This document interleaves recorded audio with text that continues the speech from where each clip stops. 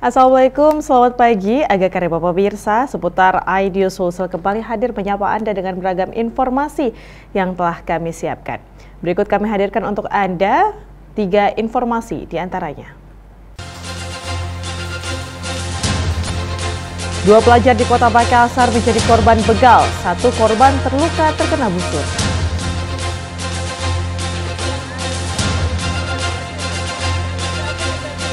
Isak tangis keluarga sambut kedatangan jenazah korban pembantaian KKB.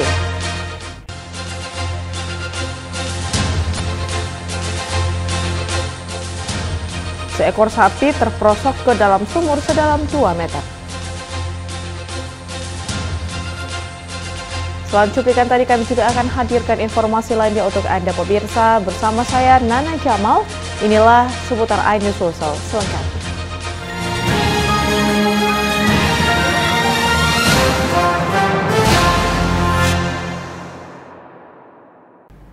Pemirsa, hendak membeli makan, 2 pelajar di Kota Makassar menjadi korban begal. Selain kehilangan telepon genggam miliknya, 1 korban terluka parah akibat dipanah menggunakan busur.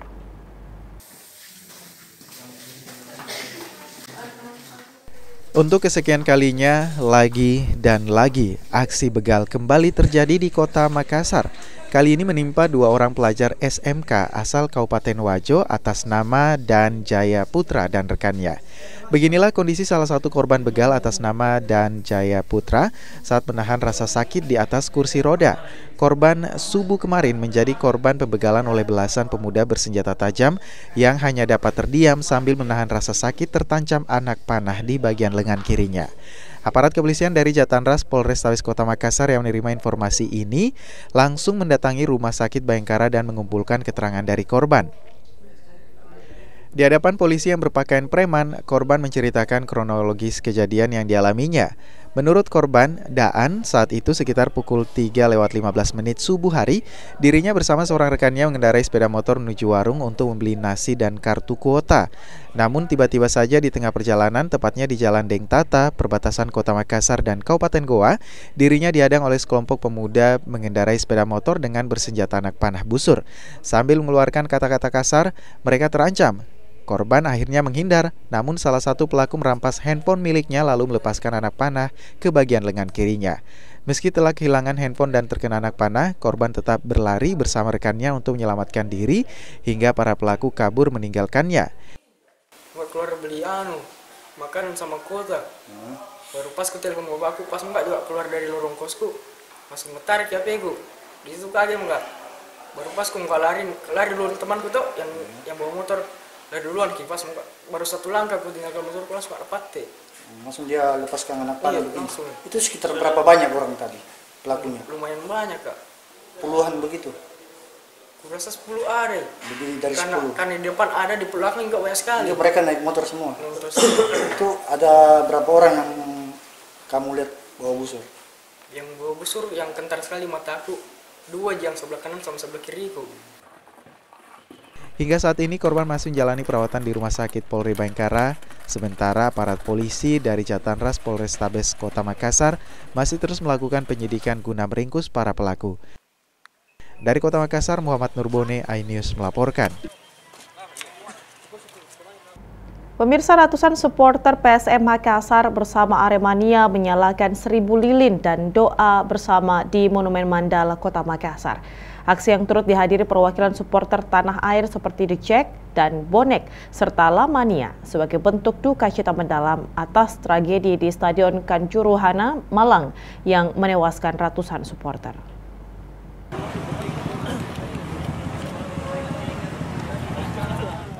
Supporter PSM Makassar The Maxman bersama supporter Aremania ini kompak menyalakan 1000 lilin bersama di depan Monumen Mandala Kota Makassar. 1000 lilin ini membentuk tulisan Arema dan angka korban pasca kejadian ini. Aksi bakar lilin bersama sebagian bentuk duka cita mendalam dari Kota Makassar sekaligus doa bersama untuk korban meninggal dunia atas tragedi Stadion Kanjuruhan, Kabupaten Malang pasca laga Arema FC kontra Persebaya Surabaya. Tragedi ini menjadi catatan kelam sepak bola tanah air sekaligus urutan kedua tragedi tragis di dunia sepak bola internasional. Presiden The Maxman Ocha Alim Bahri berharap tragedi Kanjuruhan menjadi yang terakhir di dunia sepak bola. Untuk itu ia mendesak induk sepak bola tanah air PSSI melakukan evaluasi di semua lini agar tidak ada lagi konflik di setiap pertandingan. Salah satunya dikatakan pembenahan perangkat pertandingan, wasit, dan melakukan pengadaan teknologi VAR agar supporter yang hadir menonton bisa tenang dan menikmati pertandingan tanpa ada protes ke perangkat pertandingan. Selain itu, ia juga berharap agar aparat keamanan melakukan evaluasi dalam pengamanan, seperti tidak lagi menggunakan gas air mata seperti kejadian di Stadion Kanjuruhan yang menimbulkan kepanikan bagi supporter. Memang langsung kita koordinasi dengan teman-teman The Maxman. Kita sampaikan ke semua elemen supporter, perwakilan yang ada di semua supporter Indonesia yang ada di Makassar, Arema yang paling utama, bonek, yang betul-betul kemarin timnya ikut agar supaya kita berkumpul di sini untuk membakar 1000 lilin sebagai wujud duka yang kita alami bersama. Kita harapkan supaya betul-betul berbenah, terutama PSSI. Kita berharap PSSI betul-betul setelah kejadian ini 100% harus berbenah diri. Yang tadinya tidak ada VAR itu harus disegerakan. Apalah harganya persepak bolaan apabila kita kehilangan nyawa. Ya Allah. Sementara pihak Aremania Makassar secara tegas agar tragedi Kanjuruhan diusut tuntas. Satu kata aja, usut tuntas kasus di Kanjuruhan. Terima kasih banyak buat saudara-saudara kita yang dari supporter PSM untuk undangannya ini. Aksi 1000 lilin ini turut dihadiri perwakilan supporter Persebaya Surabaya, Bonek, supporter Persija, The Jack, dan supporter Persela Lamongan, La Mania. Dari Makassar, Leo Muhammad Nur, iNews melaporkan. Hari ini per 20.38 menit Persib lawan Persija. Sebagai bentuk duka yang mendalam atas tragedi sepak bola di Malang, salah satu klub supporter PSM Makassar, The Maxman, menggelar doa bersama untuk para korban. Aksi digelar di depan patung Cinta Habibie Ainun, Kota Parepare, Sulawesi Selatan pada Minggu malam. Salah satu klub supporter PSM Makassar, The Maxman, menggelar bakar lilin dan doa bersama untuk para korban tragedi sepak bola di Stadion Kanjuruhan, Kota Malang. Sebagai bentuk duka yang mendalam, para supporter PSM Makassar membakar ratusan lilin di depan patung Cinta Habibie Ainun di Kota Parepare. Tidak hanya supporter laki-laki, para supporter dari emak-emak dan anak-anak pun berkumpul dan mendoakan para supporter yang telah menjadi korban. Dengan aksi ini diharapkan menjadi pelajaran bagi para supporter di seluruh Indonesia dan tidak terulang lagi tragedi hilangnya ratusan nyawa di lapangan sepak bola. Pada malam hari ini kita mengadakan dua agenda. Pertama yaitu tabur lilin di monumen patung Ainun Habibie. Yang kedua doa bersama untuk saudara-saudari kita yang meninggal dunia di tragedi Kanjuruhan, Malang. Pak, ini harapan sebagai supporter Pak dengan kejadian ini yang tragedi Kanjuruhan ini? Harapannya semoga ini jadi pembelajaran dari pihak manajemen maupun dari Pampol. Semoga kedepannya tidak ada lagi hal-hal yang demikian. Dari Parepare, Erwin Eka Pratama, iNews melaporkan. Buntut dari tewasnya ratusan supporter Aremania di Stadion Kanjuruhan Malang akibat tembakan gas air mata. Sebuah pos lalu lintas yang berada di ujung Jalan Andi Pangeran Veteran di Kota Makassar terbakar usai dilempari bom molotov oleh sekelompok orang tak dikenal.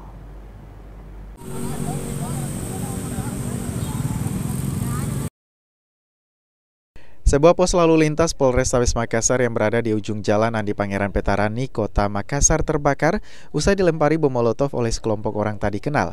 Para pelaku membakar ban bekas ini tepat di pintu pos lantas dan melempar bom molotov hingga terbakar. Satu warga yang saat itu sedang beristirahat nyaris ikut terbakar lantaran api mulai membesar dan membakar bagian pintu serta springbed.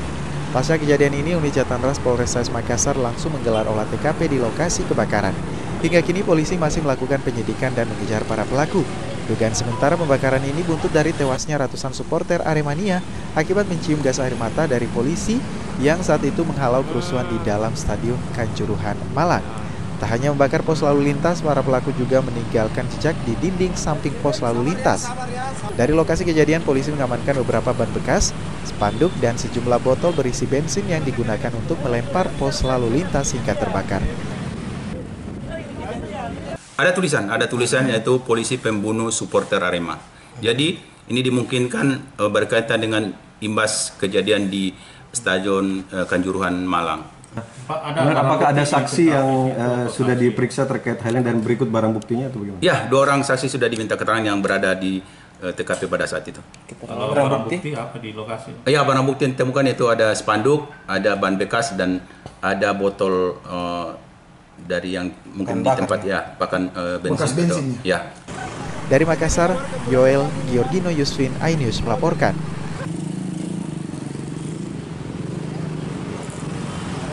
Satu dari 4 jenazah korban pembantaian kelompok kriminal bersenjata yang terjadi di Teluk Bintuni, Papua Barat telah tiba di Kota Makassar. Isak tangis istri dan keluarga menyambut kedatangan jenazah untuk disemayamkan di Kompleks Tritura, Kecamatan Manggala.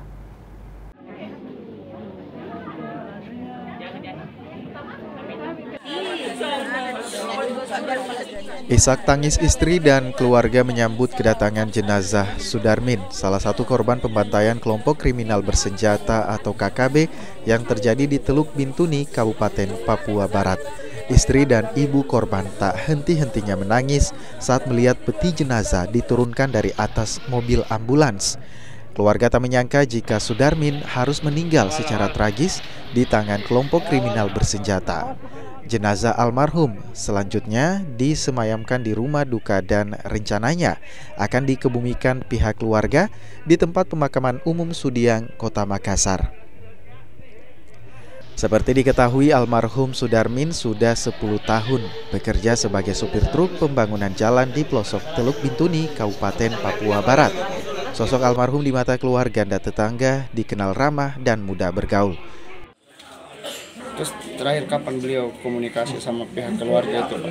Komunikasi sebelum meninggal itu 2 hari, 1 hari sebelumnya malam. Apa yang disampaikan ke beliau, Pak?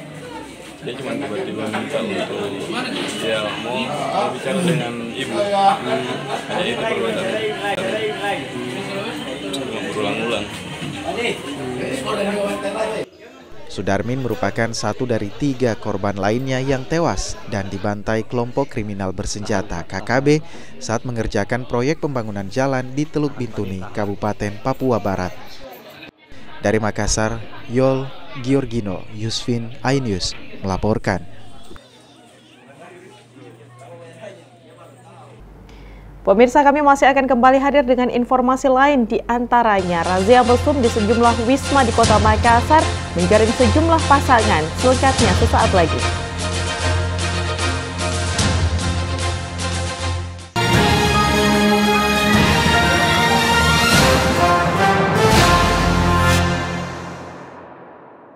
Dan cobalah mari kita semua saling menyayangi dan saling berbagi, dan bersama untuk hadapi bencana, kelak sambut pagi dan cerah mentari. Dan cobalah mari kita semua saling menyayangi dan saling berbagi, dan bersama untuk hadapi bencana, kelak sambut pagi dan cerah mentari.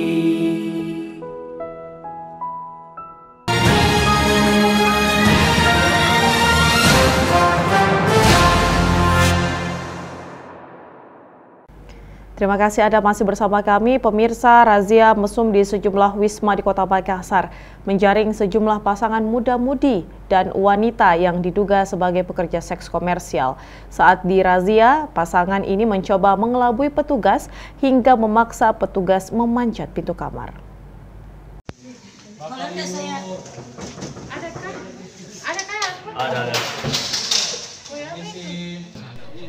Aksi kucing-kucingan ini terjadi saat penghuni kamar enggan membuka pintu kamar di salah satu wisma kelas melati yang berada di Jalan Jampea, Kota Makassar.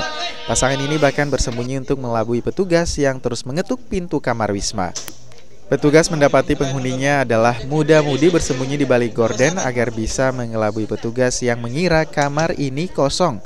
Selain dari Dinas Sosial, razia ini juga dikawal dari Unit Tindak Pidana Ringan atau Tipiring Polrestabes Makassar, serta satu polisi Pamong Praja. Pasangan muda-mudi yang terjaring ini langsung digelandang ke mobil truk Dinsos yang telah disediakan. Dua pasangan mesum ini tidak bisa membuktikan jika mereka terikat pernikahan. Di tempat terpisah, kembali petugas mendapati penolakan saat ingin membawa seorang wanita di dalam kamar salah satu wisma yang berada di Jalan Lembeh, Makassar. Petugas mendapati belasan alat kontrasepsi kondom di laci kamar. Diduga kuat wanita ini merupakan PSK yang menyiapkan kondom bagi para tamu pria hidung belang, namun wanita ini akhirnya ikut untuk dibawa ke kantor Dinsos Makassar. Ketujuh orang yang terjaring ini akan dilakukan asesmen. 4 diantaranya merupakan pasangan akan dipanggil orang tuanya untuk menandatangani perjanjian tidak mengulangi hal ini terulang kembali. Sementara 3 wanita yang diduga PSK jika terbukti akan dibawa ke panti rehabilitasi agar mendapatkan pembinaan. 2 pasang plus 3 tambah pasangan mungkin baru diduga setelah asesmen kami beserta tim apakah mereka bekerja atau bukan. Ada berapa lokasi tadi Pak? Ada 3 lokasi di daerah Kecamatan Wajo. Razia Dinsos ini juga akan terus dilakukan agar mempersempit ruang gerak para PSK khususnya penyedia jasa seks melalui online.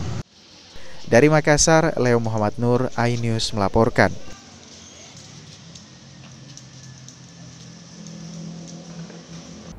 Kabar duka datang dari salah satu kontestan KDI, Nilam. Setelah sang ayah meninggal dunia akibat penyakit yang dideritanya, Nilam pun pulang ke kampung halaman orang tuanya di Kabupaten Pinrang. Setelah mendapatkan kabar duka tentang ayah tercinta dikabarkan meninggal dunia pada Sabtu malam kemarin, salah satu kontestan KDI, Nilam, akhirnya pulang ke kampung halaman orang tuanya di daerah Kabupaten Pinrang. Saat tiba di Bandara Sultan Hasanuddin Makassar, kesedihan di raut wajahnya terlihat dan ingin cepat sampai ke kampung halaman sang ayah yang telah dikabarkan meninggal dunia akibat penyakit diabetes yang dideritanya sejak lama. Saat diwawancarai, Nila mengaku kepulangannya ini setelah mendapat kabar duka sang ayah meninggal dunia. Dirinya juga berterima kasih kepada pihak MNC TV yang telah memberikan kesempatan untuk pulang melihat detik-detik sebelum dimakamkan. Diketahui sebelum meninggal dunia, Nilam sempat berkomunikasi bersama sang ayah melalui via telepon. Almarhum juga sempat menyampaikan pesan dengan memberikan semangat dan dukungan terhadap Nilam. Terakhir waktu komunikasi sama almarhum kapan, Mbak? Kemarin. Oh, kemarin ya. Saat itu berbincang tentang apa, Mbak? Ya, dia hanya menyampaikan pesan, memberikan semangat buat saya.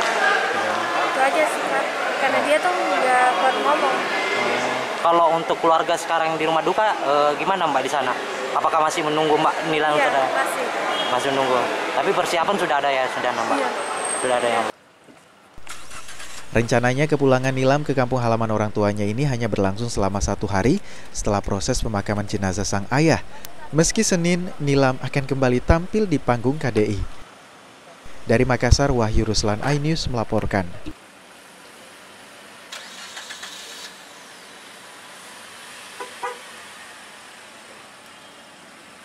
Gubernur Sulawesi Selatan Andik Sudirman Sulaiman menyerahkan SK non-ASN Pemprov Sulsel kepada 12 orang disabilitas. Para pegawai yang direkrut ini ditempatkan sesuai dengan skill yang dimiliki. Penyerahan yang dirangkaikan dengan pengarahan Gubernur Sulsel kepada ASN lingkup Pemprov Sulsel yang berlangsung di Aula Kantor Bapenda. Mereka berasal dari beberapa daerah, misalnya Kota Makassar, Kabupaten Bulukumba, dan Luwu. Ada yang lulusan sarjana dan ada pula lulusan SMA sederajat. Para disabilitas ini direkrut dan ditempatkan sesuai dengan skill yang dimiliki para disabilitas, misalnya memiliki skill mengajar, administrasi, dan customer service. Seluruh Pemda-Pemda bisa memberdayakan juga, seluruh provinsi juga bisa, se-Indonesia juga bisa. Kita tempatkan hari ini ada 12 orang sebagai non-ASN untuk membantu kita di bidang-bidang yang mereka rata-rata ada yang sarjana, ada juga yang SMA, kita pakai. Terus ini juga bentuk untuk keadilan, atas keadilan mereka memiliki porsi juga. Yang paling penting kita sudah ada juga ASN, P3K-nya sudah ada yang lolos 7 orang. Pastinya itu pun kita bantu untuk ikut tes dan alhamdulillah lulus. Dan ini kita ambil lagi non-ASN. Harapan kita mereka bisa berkontribusi dan merasa bahwa kami juga ternyata dilihat dalam bentuk persaingan tentu yang fair untuk sesama juga orang teman-teman dari disabilitas itu. Perekrutan disabilitas untuk ASN maupun non-ASN secara bertahap untuk PNS formasi tahun 2021 sebanyak 7 orang dari disabilitas dengan melibatkan penyandang disabilitas sebagai asas keadilan serta upaya untuk kesetaraan dan membuka kesempatan kerja yang sama di pemerintahan sekaligus mewujudkan visi Sulawesi Selatan yang inovatif, produktif, kompetitif, inklusif, dan berkarakter. Dari Makassar, Tim Liputan iNews melaporkan. Pemirsa, seekor sapi terperosok ke dalam sumur sedalam 2 meter saat dilepas liarkan untuk mencari makan di Kabupaten Goa. Sapi baru bisa dievakuasi setelah 2 jam dengan dibantu 5 orang warga. Video amatir warga memperlihatkan seekor sapi yang terperosok dan terjebak di sebuah galian sumur sedalam 2 meter di Kelurahan Pangka Binanga, Kecamatan Palangga, Kabupaten Goa. Warga sempat kesulitan mengevakuasi sapi ini karena kondisi sapi sudah lemas akibat terjebak di dalam sumur. Sapi ini pertama kali ditemukan oleh pekerja buruh bangunan di salah satu perumahan. Saat ditemukan, kondisi sapi hanya terlihat pada bagian kepala. Sapi baru bisa dievakuasi 2 jam kemudian setelah pemilik sapi menggali tanah yang menimbun seluruh badan sapi dengan sekop dan dibantu 4 orang pekerja bangunan. Cuman Pak di pantatnya duluan turun Pak ya. Pantatnya. Merah Pak sedikit. Dia di kuliah 5 orang Pak. Ditarik gali dulu tuh baru tarik kepalanya naik. Itu tadi waktunya proses diangkatnya, Dik. Berapa orang kita diangkat kita? 5. Beratnya berapa itu pas sapi? Kira-kira lebih sudah ada 70 kilo ke apa. Berarti berat tadi ditarik Pak ya? Berapa lama Pak prosesnya? Ada 1 jam, 2 jam baru bisa dapat naik. Baru bisa naik. Tapi kondisinya ya sekarang itu sapi bagaimana? Aman Ji? Aman sekarang buat baru itu bisa berdiri. Sebelumnya sapi milik Deng Beta ini dilepas liarkan bersama 2 sapi lainnya untuk mencari makan di sekitar perumahan yang sementara dalam tahap pembangunan. Namun kondisi lubang sumur yang tertutup dengan rumput membuat sapi terperosok. Dari Kabupaten Goa, Bukma iNews MNC Media melaporkan. Pemirsa, parade perahu hias memeriahkan event nasional Salo Karajae di Kota Parepare. Event ini menjadi hiburan masyarakat setelah pandemi COVID-19 melanda.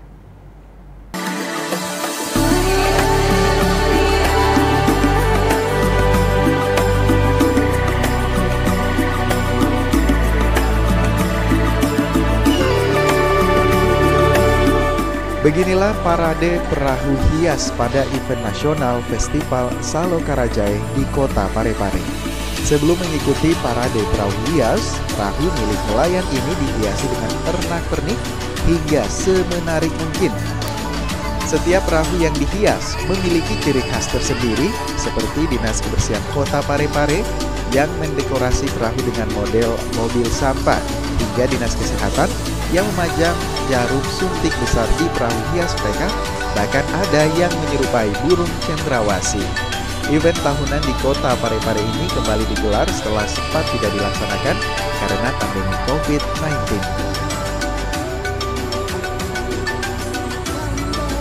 Ini acara Festival Salo Karajae dan pada hari ini diawali dengan parade perahu hias. Insya Allah berkelanjutan lagi, dan ini merupakan Festival Salorong Kertajaya yang ke-9. Khusus perahu Yasin sendiri Pak, mengusung tema apa sih Pak? Ada 2 tema yang menjadi tema sentral. Yang pertama adalah percepatan kebangkitan ekonomi, dan kedua adalah percepatan penyelesaian vaksin. Ini apakah masuk Pak? Ini sudah masuk agenda nasional, ya, menjadi event nasional, dan ini yang sudah ke-9. Kita bersyukur sudah ke-9 kalinya. Sebenarnya ini harusnya sudah ke-10, tapi karena pandemi kemarin maka ini ditunda. Ya, kalau saya melihatnya sungguh sangat menghibur sekali buat warga Parepare ya, khususnya, apalagi tahun Ranga. Ini adalah acara tahunan yang kita tunggu-tunggu selama ini. Dan ini syukur alhamdulillah adanya Dinas Pariwisata memberikan bentuk-bentuk hiburan seperti ini, membuat masyarakat antusias semua datang ke sini bersama keluarga.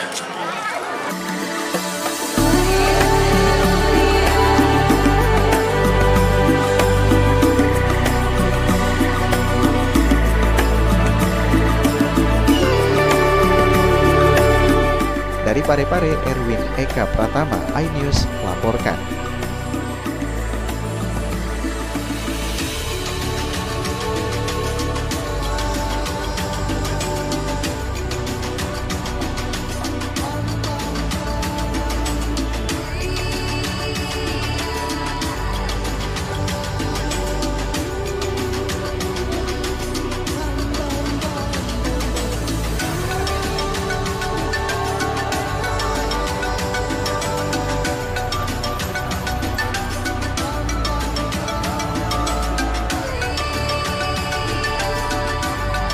Pemirsa, informasi tadi menjadi akhir kebersamaan kita dalam program seputar iNews Sulsel edisi hari ini. Tetaplah bersama kami dan nantikan informasi menarik lainnya hanya di RCTI.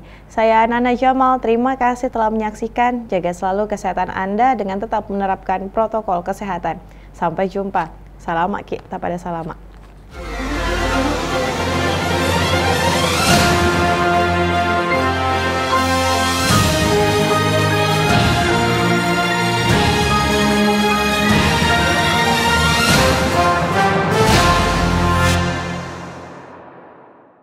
Dan cobalah mari kita semua saling menyayangi dan saling berbagi, dan bersama untuk hadapi bencana, kelak sambut pagi dan cerah mentari. Dan cobalah mari kita semua saling menyayangi dan saling berbagi, dan bersama untuk hadapi bencana, kelak sambut pagi dan cerah mentari.